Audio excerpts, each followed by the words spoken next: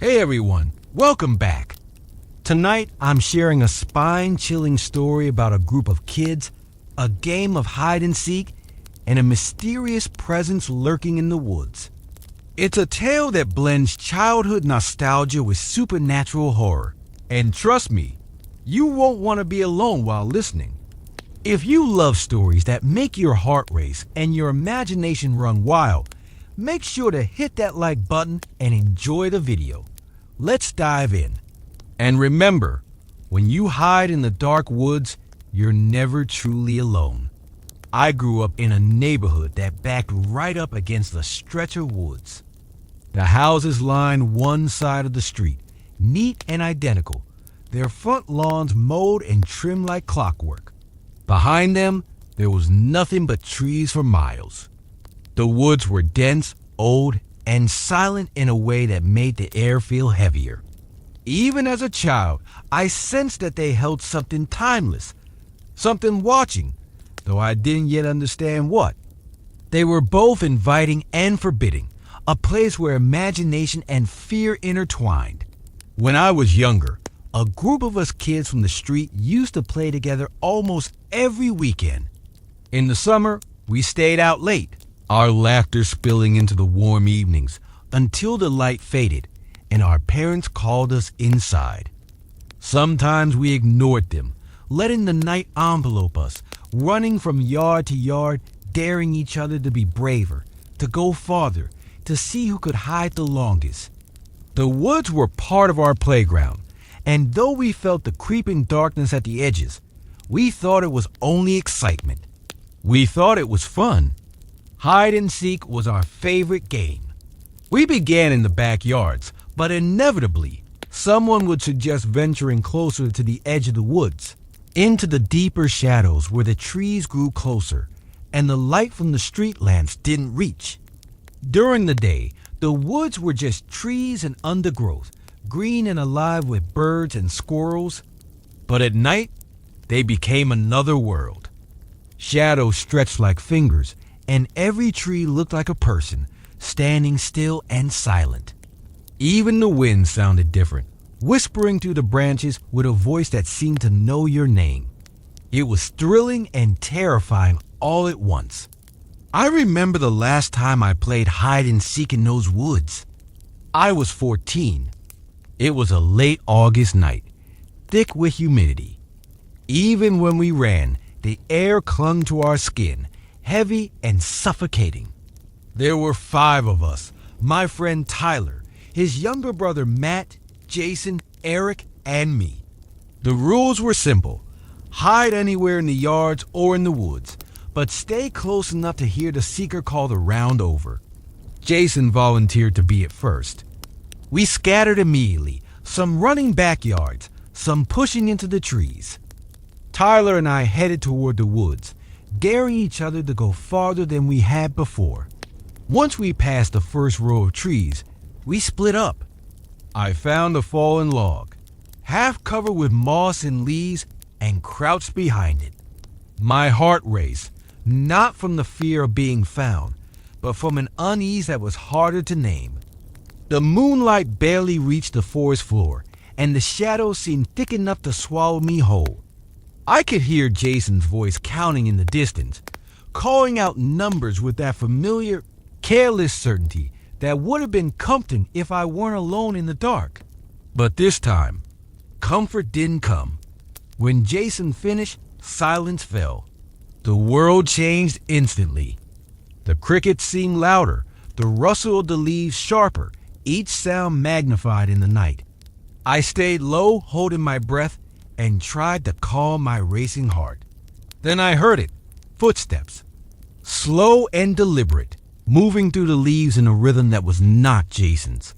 My first thought was a friend playing a trick, but the pace and weight of the steps felt wrong.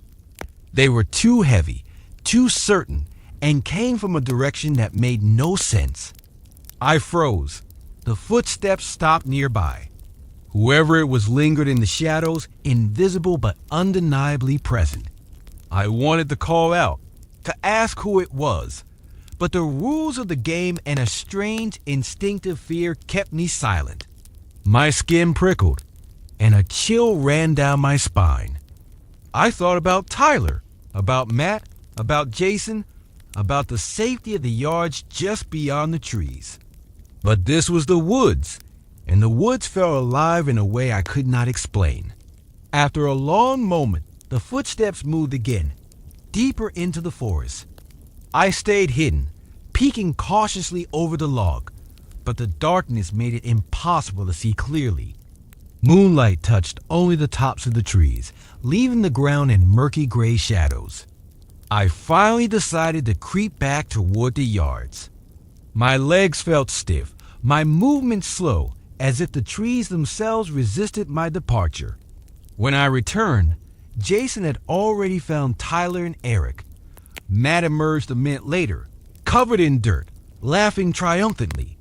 I told them about the footsteps, about nearly being discovered by someone who wasn't one of us. Jason frowned, insisting he hadn't gone that far into the woods. Everyone shrugged, brushing it off, laughing nervously. But I knew something had been in the woods with us, something that did not belong. The next round, I was the seeker. My hands shook slightly as I counted against the tree, pretending to be confident, pretending the previous encounter had meant nothing. I could hear the others scattering into yards and the edges of the woods, their laughter carrying lightly through the humid night. But my ears strained for every sound, my mind replaying the footsteps, the pause, the sense of being watched. I searched the yards first, calling softly, finding Eric crouched behind a shed and Tyler hidden in the bush. Then I moved into the woods, flashlight trembling in my hands. The beam swung through the dense trees, cutting through shadows that seemed to twitch and shift as I passed. I called Jason's name, then Matt's, but all I heard in response was the familiar rustle of leaves, the faint buzz of insects, and the low hum of the night itself. Finally, I spotted Matt crouched near the trunk of a large tree. I called out that I had him, and he ran back laughing, brushing dirt from his clothes. That left Jason. I moved deeper into the woods, the flashlight flicking across trunks and fallen branches. Then I heard it again, the footsteps. They came from just ahead, slow and deliberate, moving through the undergrowth. I stopped and waited, shining the beam in their direction, but the trees were too thick to see past. The steps ceased, leaving only the night, still and expectant. My stomach knotted. This was not Jason. He could not move this silently. He could not step this heavily without a single sound giving him away. I waited. The forest seemed to tighten around me, pressing in, the darkness no longer passive but aware. Then faintly, I heard Jason calling from behind me that the round was over. He was walking back toward the yard, cheerful and oblivious. I spun, heart hammering. He was nowhere near me. My stomach twisted with a realization I didn't want to name. Twice now, I had heard someone or something in the woods that was not one of us. I told myself it was an animal, a deer, maybe a fox, something natural. But the weight, the rhythm, the deliberate patience in the steps were wrong. Too human, too intentional. We continued to play, but I could not shake it. Every time I hid, the feeling returned, the whispers just out of comprehension, the shifting shadows, the leaves breaking under invisible weight. Once I saw a shape between the trees, tall and unmoving. I swung the flashlight toward it, but it vanished as if it had never been there.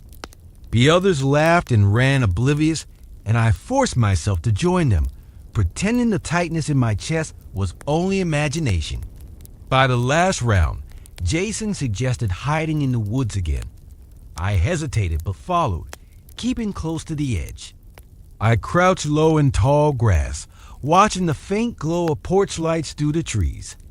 Jason's voice counted in the distance, fading into silence, leaving only the night. Then it began, the whispering. Low, soft, deliberate, almost a hiss. I could not understand the words, but they were unmistakably human, though not human. My body froze, each muscle rigid with fear. I raised my head slowly, eyes straining through the darkness. The woods were empty. The whispering ceased. Then the heavy footsteps returned, moving past me, deeper into the trees. I lay still, unable to breathe, heart hammering in a rhythm that seemed too loud in the quiet. Jason called the round over, and the others emerged, laughing, brushing dirt off themselves. I walked back slowly, my chest tight, my hands shaking. I told them about the whispering, but they laughed it off, calling me dramatic. I said nothing more. We sat in Tyler's yard afterward, drinking soda, trying to pretend the night had been ordinary. That was when Matt asked if anyone else had seen the man. Everyone fell silent. He described a tall, thin figure standing among the trees, watching unmoving. Jason laughed. Eric rolled his eyes. But I felt sick. I knew Matt had seen what I had heard, what I had felt. That night, I lay in bed staring at the ceiling, unable to sleep. I could still hear the whispering, the slow crunch of footsteps in the leaves.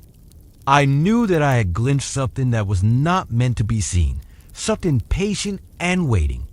I resolved never to play in the woods again. The next day, even in sunlight, the memory clung to me. I saw shadows where there were none, heard whispers carried by the wind. The woods, I realized, were alive in a way I had never understood. Something had been there that night, and it had not left. For weeks afterward, I avoided the street at night, kept to well-lit areas, and tried to convince myself it had been imagination.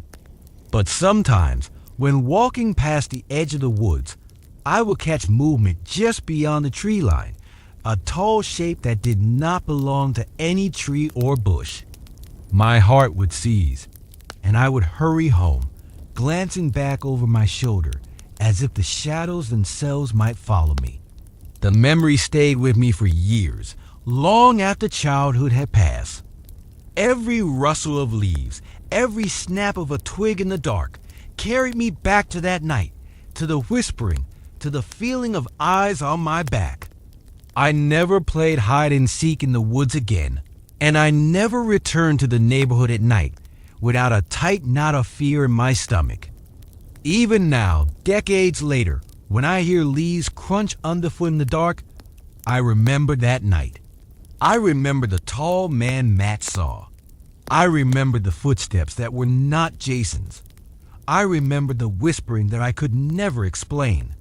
And I know, without doubt, that the woods still wait, still watch, and still remember every child who dared to hide among their shadows. Years passed, and life carried me farther from that neighborhood. I went to high school, made new friends, discovered new worlds beyond the quiet streets and the looming woods.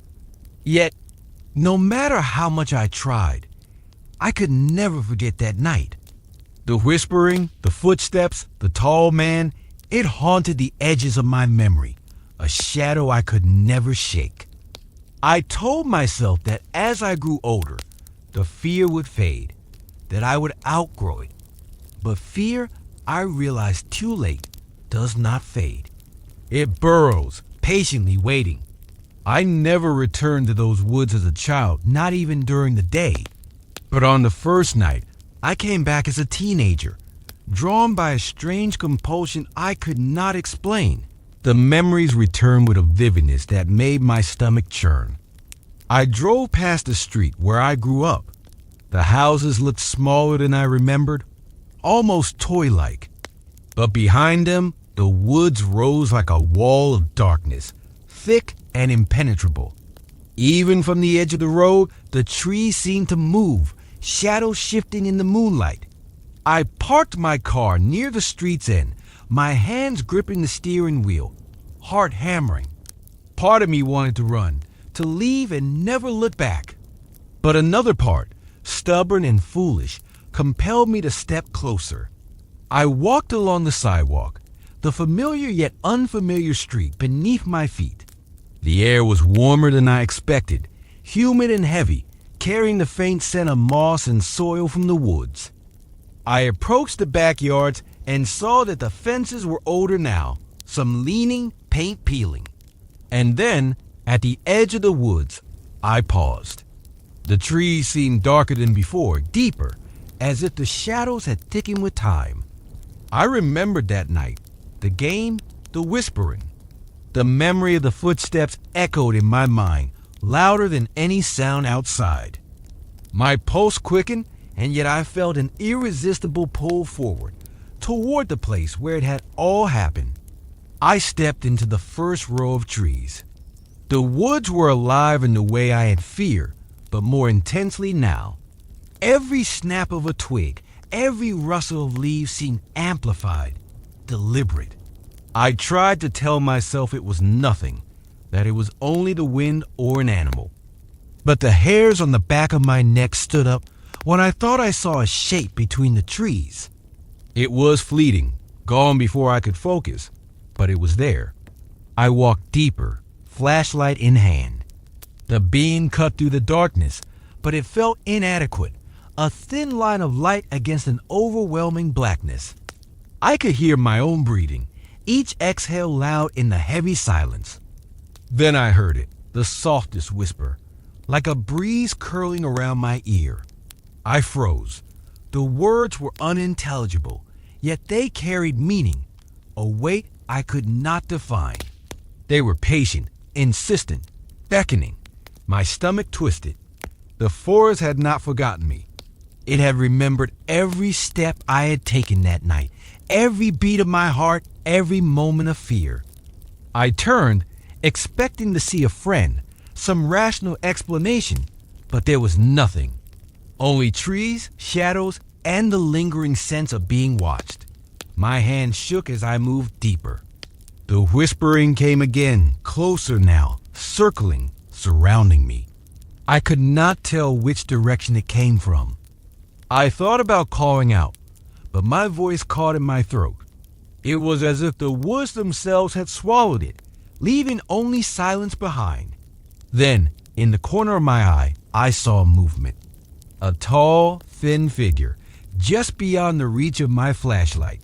It did not move toward me, nor away. It stood, patient and unblinking. I recognized it immediately. Matt had seen it all those years ago, and now I saw it with my own eyes. My heart raced. I wanted to run, but my legs felt like lead. I stood there, trapped between fear and fascination, unable to look away.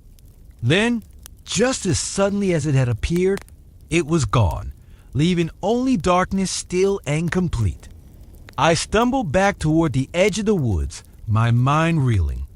The normal street lights of the neighborhood felt like safety, yet I knew, even as I approached them, that I had not escaped.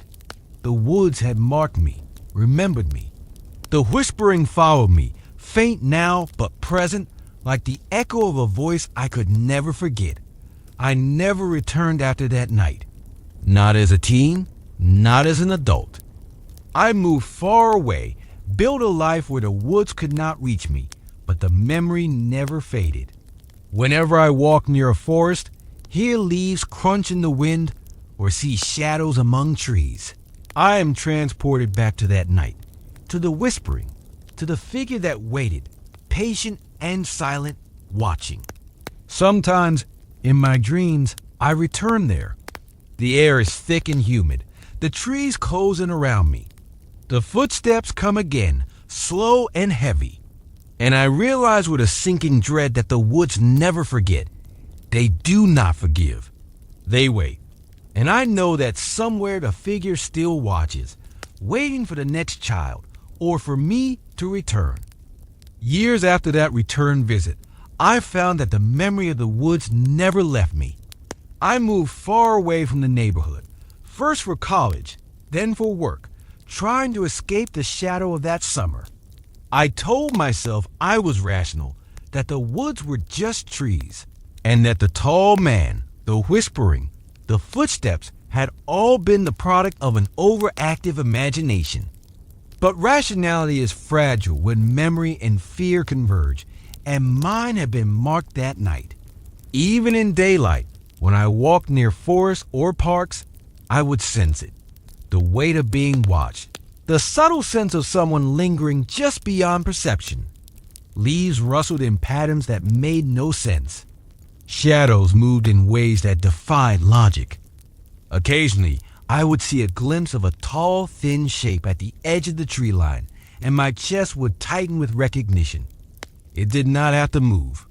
It only had to exist for the memory to return, for the terror to rise like bile in my throat. One summer, nearly a decade after I had last played hide and seek in the woods, I returned to my old neighborhood for a visit. The street looks smaller now. The houses older, some abandoned, others repainted and occupied by new families. I walked past the familiar lawns, past the houses that had once felt safe and mundane, and my gaze drifted instinctively toward the woods. They were darker than I remembered, thicker, a wall of green and shadow that seemed to breathe. Despite every warning in my mind, I found myself walking toward the edge. My steps were hesitant, each one echoing in the quiet night. I paused at the first row of trees, hard hammering, flashlight in hand. The air was humid, smelling of moss and wet earth. Every instinct screamed to turn back, to leave before the woods claimed me again. But something else, stubborn and irrational, compelled me forward. I entered the woods. The branches seemed to lean toward me, the shadows pressing closer, thicker than the darkness I remembered. My flashlight illuminated the undergrowth, but it felt like a feeble shield against the night.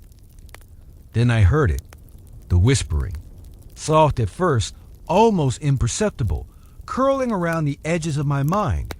I froze, recognizing the cadence, the tone. It was patient, deliberate, aware. It was waiting for me. I spun in the direction of the voice, but the trees were dense, their trunks like sentinels, holding secrets older than my life. And then I saw it, a tall, thin figure, unmoving, framed by the moonlight through the branches. Its presence was undeniable, yet it did not approach. It simply stood, patient and watching, waiting as it had all those years ago. My breath caught in my throat. I wanted to run, to scream, to call out for help, but my body refused. The figure remained there, and as I stared, I realized that time in the woods was different. Minutes stretched into something unmeasurable, like the air itself had thickened. The whispering curled closer, intangible yet insistent. I tried to make out the words, but they remained beyond comprehension. And then, as abruptly as it had appeared, the figure vanished. I stumbled back toward the edge of the woods, gasping, heart racing. The ordinary streetlights of the neighborhood felt impossibly distant, yet impossibly safe. When I reached the pavement, I dared to look back. The trees were still, but I knew better. I knew that something remained, something patient and waiting. Over the following weeks, the experience haunted me. I would wake in the middle of the night, convinced I could hear footsteps in the leaves outside my window. Shadows in my apartment seemed to shift when I was not looking directly at them. The whispering lingered in my mind, faint but persistent, curling into my thoughts in ways that made sleep a luxury I could not always afford. I spoke to Matt once, years later, about that night, trying to rationalize it together. He remembered, of course, he always had a keener memory for the strange, the uncanny. He described seeing the man as clearly as I had, tall, thin, patient. He had tried to forget, to dismiss it as imagination. But like me, he could not. We agreed silently that it had been real, yet neither of us could explain it, could put a name to it, could rationally confront it. And maybe that was the most terrifying part. There was no explanation, no confrontation, no resolution. The figure existed outside of reason, outside of understanding. The woods themselves had become a living memory, a place where time and logic bent, where fear lingered long after the games were over. I have learned to live with the memory, but it has shaped me. I never venture into forests alone. I avoid abandoned streets and alleys that border trees. I always keep a light on at night, even when I am far from those woods. But no matter what I do, I know that the experience left a mark on me, one that cannot be erased. Sometimes, when the wind shifts just so, when leaves crunch underfoot in the quiet of the night, I hear the whispering. It is always faint, distant, impossible to fully comprehend, but it is there. And I know that somewhere, in the shadows of some forest, the tall figure still waits, watching silently, as patient as it was that summer night when I was 14. I have come to accept that some mysteries are not meant to be solved. Some presences cannot be named, cannot be confronted, cannot be explained. The woods hold their secrets, and they remember. They remember the children who laughed and ran, the games played, and the rules broken. And sometimes, just sometimes, they remind us that the world is larger, stranger, and older than we can ever imagine. I do not know if that figure will ever leave, or if it even cares about me specifically. Perhaps it is simply a watcher, a sentinel of the shadows, a being that waits for anyone who dares enter its domain. Perhaps it is more than human, older than the trees themselves. Or perhaps it is nothing at all, and I have carried the weight of imagination far too long. Yet, even as I tell myself these things, I know the truth is simpler and infinitely more terrifying. When you hide in the dark woods, you are never truly alone. The trees, the shadows, the wind itself, everything is alive in ways we cannot perceive. And sometimes you catch a glimpse of what has been watching, waiting, patient beyond comprehension, knowing you are there. You never see it fully. You never understand it completely. But you know it exists. And that, perhaps, is enough.